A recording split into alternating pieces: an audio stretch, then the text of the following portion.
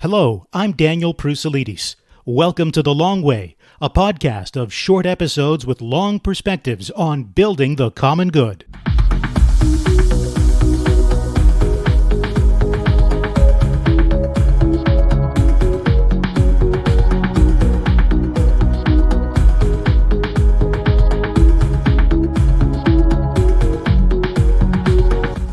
Welcome back to The Long Way, whether you're a new listener or a returning listener. Do check out our previous episodes at thelongway.ca, and don't forget to like, comment, and subscribe to The Long Way on whichever platform you're hearing this podcast. Well, as far as I'm concerned, nothing tells the story of the COVID-19 pandemic for me quite like the roll of the dice or moving pieces for one of my favorite activities, playing board games. But you know, there's more to board games than just fun and games. One thing I don't like to hear is families will say, oh, we don't like board games because we tried this board game and we didn't like it. Like, that's like me saying, oh, I don't like sports because I tried tetherball and it was no good. That's our featured guest, Jonathan Kay, a Toronto-based editor and podcaster for Quillette, a National Post columnist and a book author. In 2019, he published Your Move, What Board Games Teach Us About Life, co-authored with Joan Moriarity. Coming up a little later in this podcast, you'll hear from our field reporter, Peter Stockland, who has a wordplay and gameplay-filled conversation with Ray Pennings, Executive Vice President of think tank Cardis. Now, regular listeners will know all about Cardis, which puts on this podcast. We're a Canadian think tank based in Hamilton, Ontario, with work that's dedicated to building the common good. So our work revolves around strengthening the social institutions that lie between the marketplace and government, family, education, workplaces, neighborhoods, faith communities, the list goes on. And you know what? Board games touch on several of those areas in various ways. So let's get to it then with our featured guest. Jonathan Kay, thank you so much for joining me on The Long Way. Happy to be here. Now, when you co-wrote Your Move, What Board Games Teach Us About Life, you drew some lessons about group dynamics, about ethics, human behavior, how we interact with each other when we play games. But I wonder, if you were writing that book in the midst of a pandemic, sort of in today's circumstances, would you write any of your portion of it differently?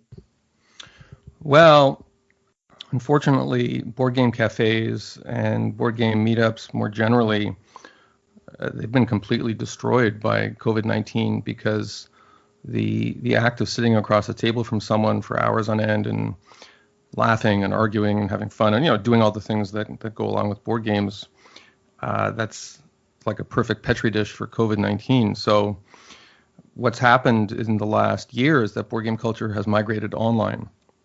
And I mean, I'd always played board games online to some extent because some of my favorite opponents are childhood friends who live, in one case, he lives in New Zealand. But now there's so much online board gaming I do that I think it's going to permanently affect the habits of a lot of board gamers. I'm not sure a lot of local board game groups are going to reconstitute themselves because a lot of people are going to be so busy with their online groups, including in some cases online groups of people in their neighborhood. Like some of the people I play online games with are people who live a block away.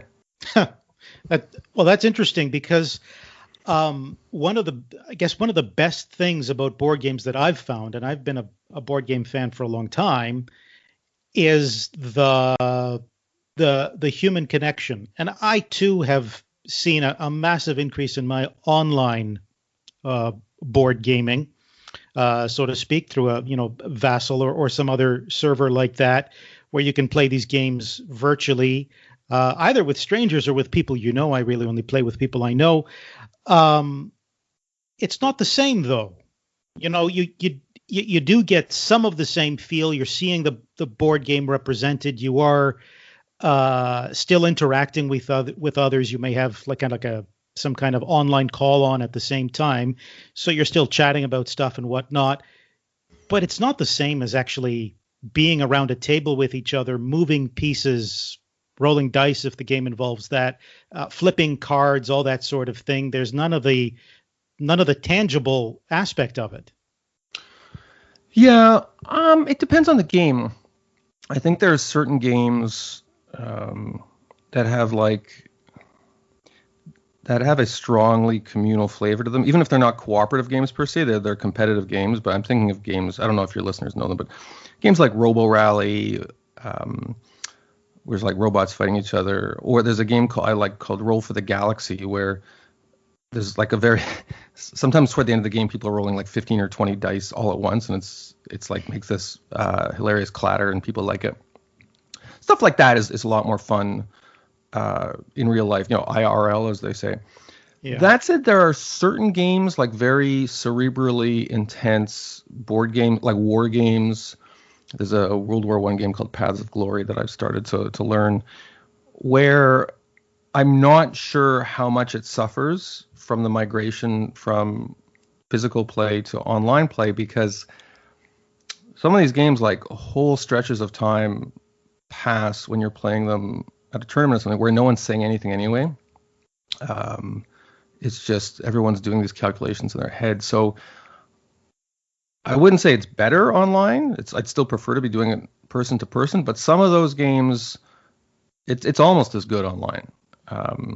And that's one of the reasons that I fear people they'll be too lazy to go back to go into tournaments and stuff, because they say, well, I have all the software on my computer, I've learned all the software, I have Zoom, and why don't I just stick with this? Which would be a shame, because there are certain intangibles that, and creating friendships that, online play is great for playing with people you already know. I don't think it's as useful for creating new friendships. Like all of my gaming relationships, I mean, at one point, these were just people I met, at tournaments and stuff, or local board game cafes, and they became regulars. So I'm depending on that regular group to play, but if I want to make new gaming friends eventually, I got to go out into the real world. Yeah, I mean, the virtual world is helpful in many respects, and it can replace to a degree, I guess, what we're missing during a pandemic. But I don't think it's a complete replacement. I guess I would suspect that eventually, let's assume that things do go back to normal and the pandemic is well and truly behind us. I think over time, people will start to migrate back to doing what we normally and very naturally do, which is congregate together in the same physical space. I mean, we've seen through the pandemic actually that people demand that, and sometimes they're civilly disobedient. Not necessarily over board gaming, but over other things. But there's kind of an overlap in that need, and that's being expressed there. It's interesting. I have a friend of mine. He's actually a board gaming friend of mine. He lives in New Zealand, and New Zealand has no COVID now. It's an island country, and they've managed to get rid of it. So it's a good case study.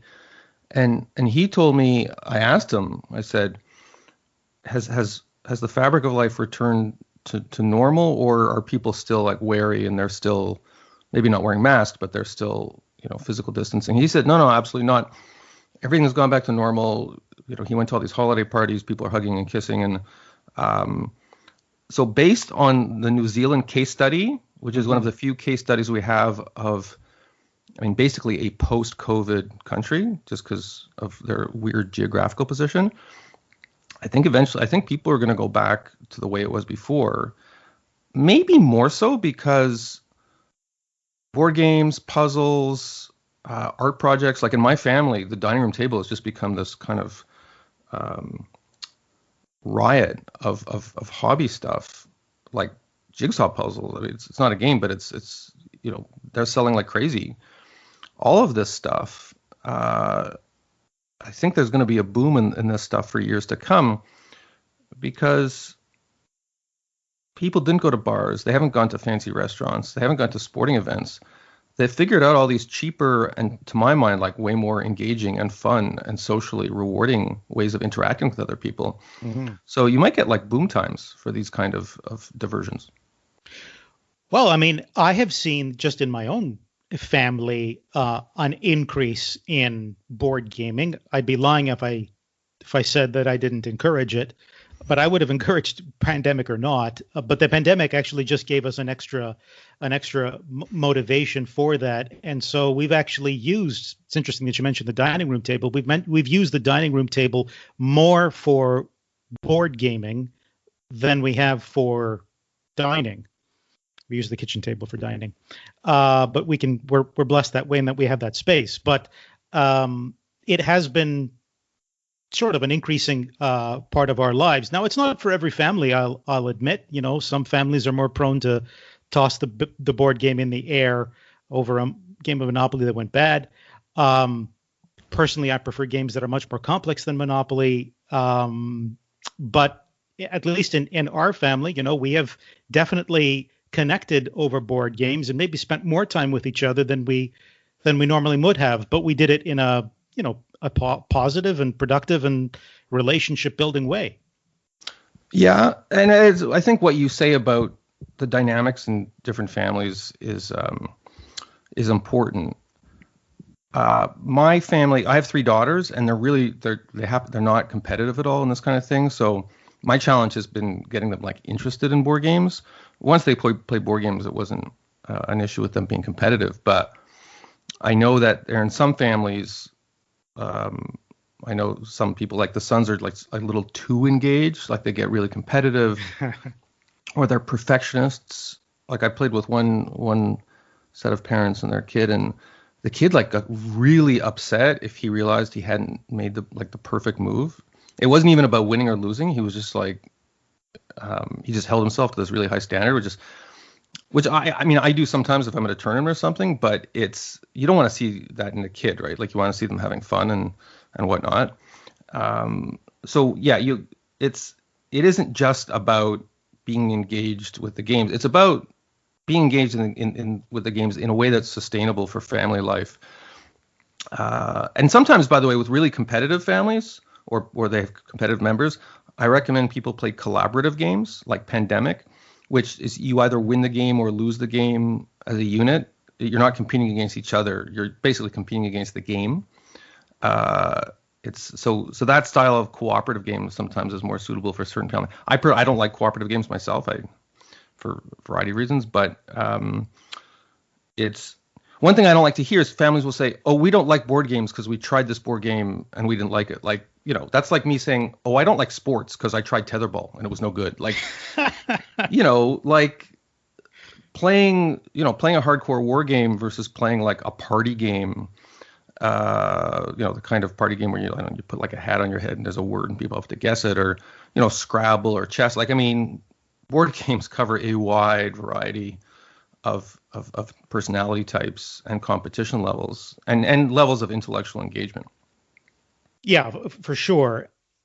I'm not a big fan of party games. I prefer historical themes or things that kind of take you into an imaginary sandbox, I guess, where you can try stuff, see if a military strategy works for you that didn't work for someone else. Anyway, I don't want to go down that rabbit hole, but that is a personality type. Yeah, the kind of people I play board games with are also the kind of people who love analyzing the game after. Oh yes. And there's this one guy, my friend Steve, is we'll play a scenario and we'll spend a scenario, we'll play this war game called Squad Leader where the games are divided into scenarios, and we'll often spend, it seems, more time analyzing it than playing it. Whereas if I ever do that with my wife, we'll play, she doesn't, the game's over, why are we talking about it? And it's not like I'm arguing about the game. I'm just oh yeah, I remember you did that move, and then I did this move. She's who the hell cares? Just, but I enjoy that stuff. To me, that's part of the fun. That's definitely part of the fun. And one of the other aspects of gaming that I've sort of come to appreciate more, I suppose, lately or over the last year has been when you have a game that has a theme, sort of a reality-based theme that you find interesting. It does spur you to learn more about that outside the game. I just recently started playing a game called Pan Am, about Pan Am Airways, and anyway, I don't want to explain the whole game now. You can go on YouTube and see all about it. But it brought me into the world of Pan Am, like from the 1920s to the late 1960s, and the airline industry, but it also spurred me to read more about that. I can see some educational value in games, maybe not necessarily in all of them, but those historical contexts can spur our curiosity. I hadn't heard of Pan Am, but now I'm looking at it. It's like, wow, it's great. I need to buy that. I need to buy that. It goes both ways. So there are definitely games I've played that have really got me interested in the historical period. So there's a designer called Phil Eklund, and he created a game called Pax Renaissance, which is about you play the role of a 16th century European financier who's backing different like religious factions and political factions in Europe. I mean, it's a somewhat complicated game, but you're playing it. It's like, oh wow, this is really interesting. Like, the Ottoman Turks had a really interesting society, and that led me to play another game called Here I Stand, which was these are every game is its own subculture, so I won't just keep listing off games, but it definitely affected the books I was reading. Like I remember I read a biography of Francis I of France, like something I never would have picked up. Mm-hmm. But because his reign happened in the early 16th century, happened to coincide with the action in this game. And then I went back to my game partners. I said, hey, the stuff we do in the game where this line of succession and different, like this is all true. Like it's all in this book. It was really. And then the opposite happens where I'm reading a book and I'm like, oh, this is so interesting. Is there a game about this? And sometimes it's unsatisfying. So I just recently was reading this book about the wars of Latin American liberation in the late 18th and early 19th century. And it was super fascinating. Simon Bolivar was a protagonist, but there were also dozens of other fascinating figures. Perfect for a card-based historical game. Like Paths of Glory, for that matter, the same kind of game system. And I was disappointed that I couldn't really find a game that matched that, which is too bad. In fact, one day I'd love to I designed a game or two, but never published. I'd love to spend more time designing games, because this is exactly the kind of game that I would love to help create. Yeah. I've started designing games and then never really finished the project, but perhaps that's hard. It's harder. That's a personality fault, maybe. Well, no, I mean, it's harder than it looks, right? It is, and it takes a lot of testing. But yeah, I mean, there's so much more to talk about. I could easily go on for hours and hours about games, but if you could just very quickly summarize kind of what the most meaningful or the most important aspect of board gaming is for you personally, what would you say? I think I'm going to borrow a phrase that a friend of mine named Andy here in Toronto once said about board games, which he said, well, he was referring to this game squad leader that we both love. He said it's the only thing he does that is 100% intellectually immersive. Like, he's not thinking about anything else. He's not thinking about work or any sort of existential ennui that everyone succumbs to every now and again. Like, it's just he's in that world. The world is defined and by this set of cardboard counters on a board, and for that period of time, which passes so quickly, by the way. Like, this 5-hour game seems to go in about 20 minutes. Like nothing else is in the world, and that's a rush. That's and some people get that feeling from sports, and I get that feeling from other things too sometimes, like spending time with friends and my family, but it's a different kind of immersion that you get from board games. Like, it's a purely intellectual immersion, and there's no emotional. Well, I mean, I guess there's always some emotional aspect to everything in life, but it's because you're in an imaginary universe. You're not worried about, it's not like you're playing hockey or something. You're worried about getting hurt, or you're with your kids and you're worried, I don't know, you'll say something and they'll get upset. Like, it's just, there's these specified rules, and your mind can just wander in this world until it's time to come out of it because someone has won and lost. I love that feeling. That's great. Jonathan Kay, thank you so much. Oh, thank you.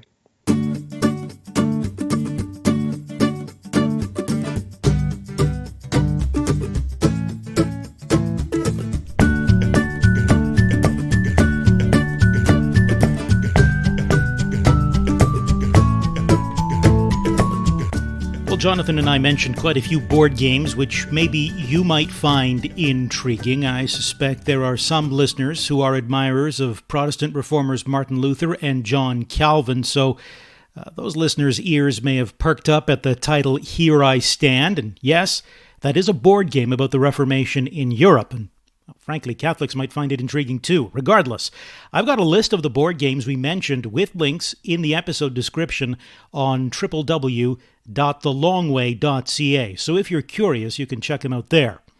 Now, not everyone who catches the board gaming bug does so early in life, but Cardus Executive Vice President Ray Pennings has certainly been playing since he was a young lad, starting with chess.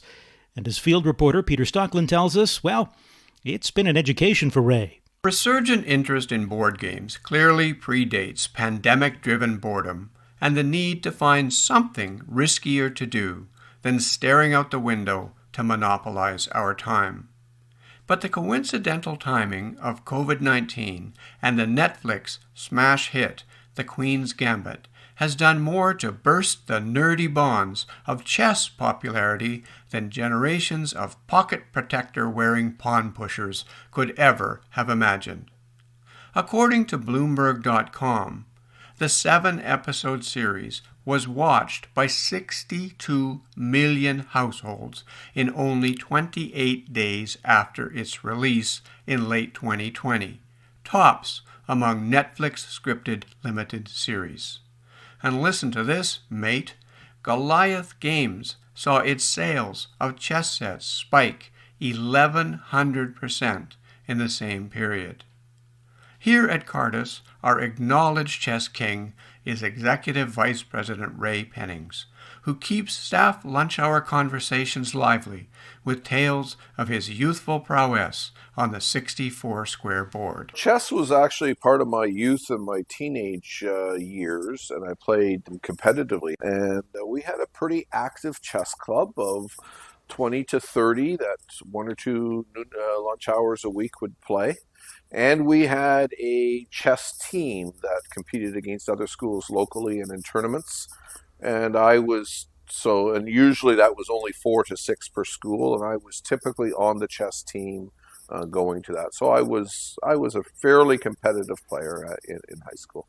Unlike orphan chess prodigy Beth Harmon in The Queen's Gambit, however, Pennings confesses his youthful enthusiasm for chess was drained away by one particularly head-to-head contest in which he was left with sinking feelings as his opponent stepped out partway into the match. When the contender returned, it was he, not Pennings, who was flushed with success. Well, this is evidence that one does not always have the foresight when you're sharing lunchtime conversations of how stories will come back to haunt you.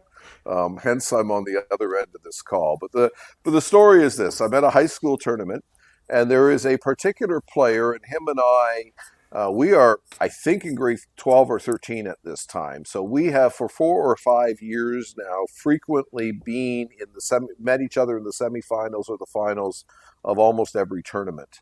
And so we come to know each other and respect each other as players. I was in this particular match, I think we had, I think it was the final, so I think we had an hour on the clock each, so it was a maximum 2-hour game. And I was feeling pretty good. I was in a winning position, and he had about 20 minutes left on his clock, and he excused himself to go to the washroom with his clock running, and left for 7 or 8 minutes before he came back. And I was so flustered along the way that I had to be, for him to have the confidence to do this, I had to be missing something. And yes, at the end of the day, he did win that game, much to my embarrassment. Some might think this would have to be Pennings' personal Game of Thrones. Yet he says the upset that came down the pipe that day was not the defining experience in all the wins and losses of his checkered chess career.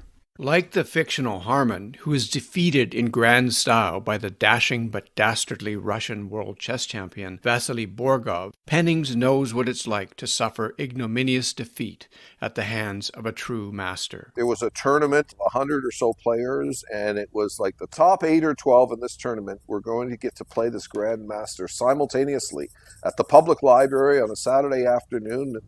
It was advertised in the newspaper, and everybody was welcome to attend. And so anyway, I succeeded in step 1. I finished high enough in that tournament to be one of the select 8. And I remember coming on that Saturday afternoon absolutely resolved, as were the other 7 high school chess players, that we had achieved some degree of proficiency. Suffice it to say, the entire exercise took probably less than 20 minutes. He played all of us at the same time and absolutely destroyed us. He walked up and down. The rule was, it wasn't the clock. The rule was you had to have your next move ready when he came. You had to move in front of him.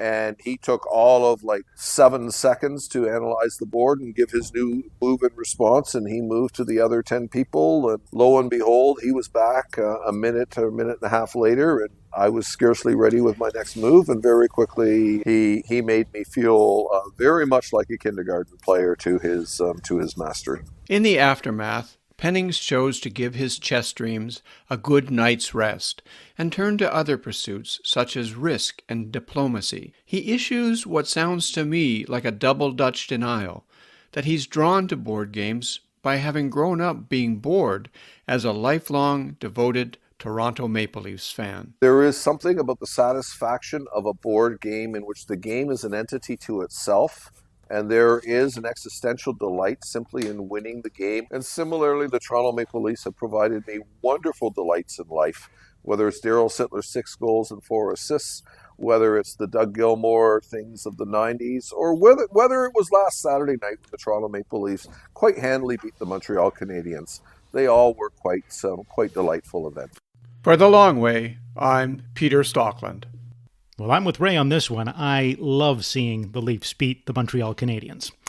I know for myself, playing games has been a welcome respite from troubling pandemic news amidst restrictions that have separated us from so many others.